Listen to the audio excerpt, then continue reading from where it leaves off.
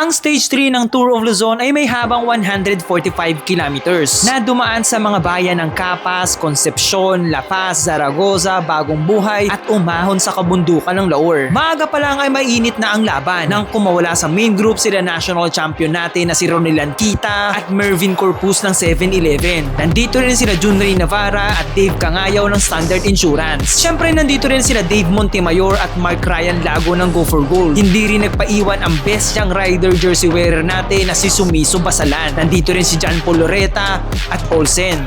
Habang pinipiga ng breakaway ang kani-kanilang pedal, kalmado pero tansyado naman itong binantayan ng main peloton. Pero sa haba ng ruta, sa ahon pa rin talaga magkakabalasahan. Habang unti-unting tinatamaan ang sipa ng mga nasa breakaway, unti-unti na rin nagkakaroon ng banatan sa likuran. And guess what? Kung sino ang mga naghahabol sa breakaway? Ito ay walang iba kundi ang World Tour rider at ex-Sudal Quickstep rider na si Anton Hobby. Pero hindi nagpasindak nang sinundan ito ng yellow jersey wearer na si Joseph Ibrahim Alrefai. Kasama niya rin dito ang green jersey wearer na si Nikita Shulchenko na parehong naglalaro sa Life Cycle Works. At syempre nandito pa rin ang defending champion na si Dae Yeongju. Aabutan kaya nila ang breakaway ng mga Pilipino? Tara, alamin natin.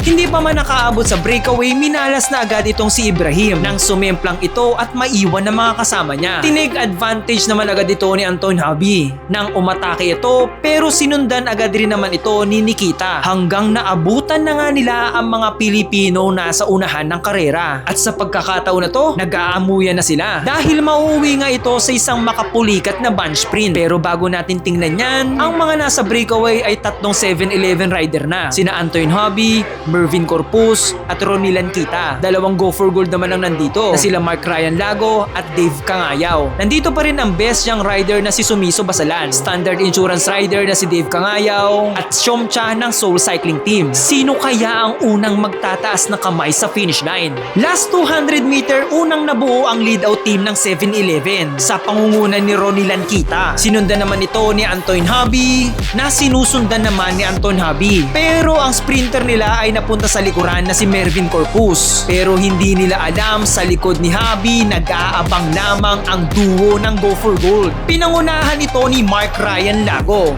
Pero hindi pa pala dito natatapos dahil malapakit racket na lumabas sa likod si Dave Montemayor para kunin ang panalo ngayong Stage 3 ng Tour of Luzon 2026.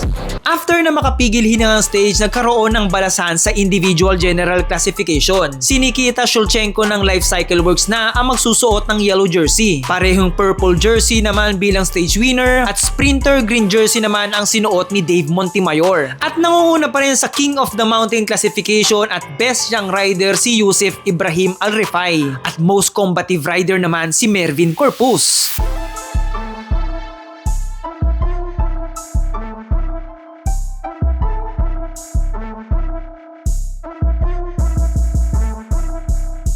Isang 168 km na rolling stage ang naghihintay sa mga rider. Sino kaya ang mananalo?